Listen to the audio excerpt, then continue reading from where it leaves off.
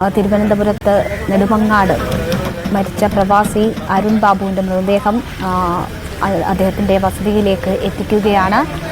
നേരത്തെ ഭാര്യ വീട്ടിലാണ് ആദ്യം മൃതദേഹം എത്തിച്ചത്. അവിടെ ബന്ധുക്കളും സുഹൃത്തുക്കളും നാട്ടുകാരും ഒക്കെ അന്ത്യാഞ്ജലി അർപ്പിച്ചു. ഇപ്പോൾ അരുൺ ബാബുവിൻ്റെ വസതിയിലേക്ക് മൃതദേഹം കൊണ്ടുവരികയാണ്. നമുക്കറിയാം, തുടരെയുണ്ടായ വിധിയുടെ വിളയാട്ടം, അച്ഛൻ്റെ മരണം, അതിനുശേഷം സഹോദരിയുടെ മരണം, ഇതൊക്കെ ആ കുടുംബത്തെ വല്ലാതെ ഉലച്ചിരുന്നു. അതിന് പിന്നാലെയാണ് ഇപ്പോൾ ഒരുപാട് സ്വപ്നങ്ങളും പ്രതീക്ഷകളും ഒക്കെയായി പ്രവാസ ജീവിതം തുടങ്ങിയ അരുൺ ബാബുവിൻ്റെ മരണവും സംഭവിക്കുന്നത്. അതുകൊണ്ട് തന്നെ ആ കുടുംബം സമാനതകളില്ലാത്ത ദുഃഖത്തിലാണ്, ഞെട്ടലിലാണ്, ആശങ്കയിലാണ്. ആ അമ്മ വളരെ വൈകിയാണ് അമ്മയെ മകൻ്റെ മരണവിവരം അറിയിച്ചിരുന്നത്. ഇപ്പോൾ അവിടേക്ക് അരുൺ ബാബുവിൻ്റെ ചേതനയറ്റ ശരീരം കൊണ്ടുവരികയാണ്.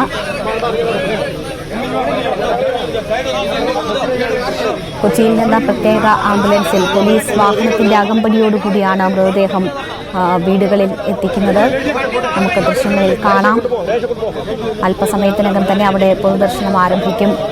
വിനോദ് ഉണ്ട് അവിടെ നിന്നും. വിനോദ്, അങ്ങേറ്റം ദുഃഖകരമായ അന്തരീക്ഷമാണ് അവിടെ. അടുത്ത ബന്ധുക്കളൊക്കെ ആദ്യം അരുൺ ബാബുവിൻ്റെ ഭാര്യ വീട്ടിലാണ് മൃതദേഹം എത്തിച്ചിരുന്നത്. അവിടെ നിന്ന് ഭാര്യയും മറ്റ് ബന്ധുക്കളും ഉൾപ്പെടെയുള്ളവർ ഇപ്പോൾ അരുൺ ബാബുവിൻ്റെ വീട്ടിലേക്ക് എത്തിയിരിക്കുകയാണ്. എന്താണ് അവിടെ നിന്നും കൂട്ടിച്ചേർക്കാനുള്ള വിവരങ്ങൾ?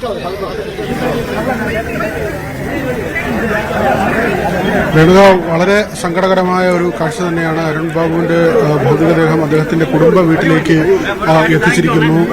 കണ്ണീരോടുകൂടിയാണ് ഭാര്യയും മക്കളും, ചെറിയ കുട്ടികളാണ്, 13ഉം 3ഉം വയസ്സുമുള്ള 2 കുഞ്ഞുങ്ങൾ. ആ കുഞ്ഞുങ്ങൾ അച്ഛനെ ഒരു നോക്ക് കാണാൻ പോലും കഴിയാത്ത ഒരു സാഹചര്യമാണ്. കാരണം ഇതിപ്പോൾ എംബാം ചെയ്ത് വന്നതാണ്. അതുകൊണ്ട് തന്നെ ഇത് തുറക്കാനും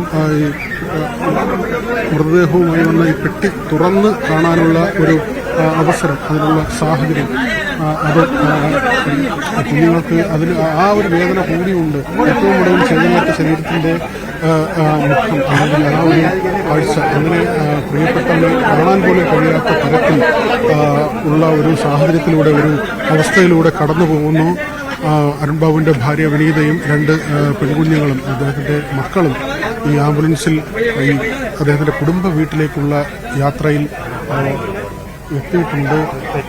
ജനസഞ്ചയം എന്ന് തന്നെ നമുക്ക് പറയാം. കഴിഞ്ഞ ദിവസങ്ങളിൽ നമ്മൾ കണ്ടിരുന്നു, ഇവിടേക്ക് ഒഴുകിയെത്തിയ ആളുകൾ, ബന്ധുക്കളും നാട്ടുകാരും ഉൾപ്പെടെ വലിയൊരു ജനക്കൂട്ടം. കക്ഷി രാഷ്ട്രീയ ഭേദമന്യേ ഏവർക്കും പ്രിയപ്പെട്ട ഒരു ചെറുപ്പക്കാരൻ.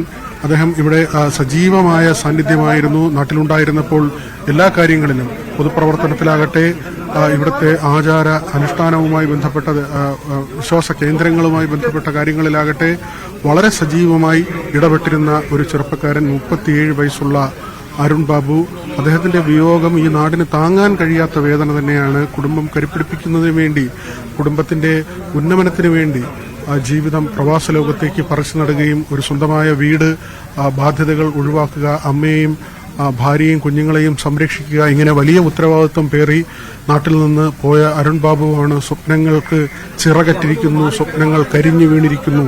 ഏറ്റവും ഒടുവിൽ ചേതനയറ്റ ശരീരമായി അരുൺ ബാബു വീട്ടിലേക്ക് മടങ്ങിയെത്തിയിരിക്കുന്നു. ഇത് നൊമ്പരത്തിന്റെ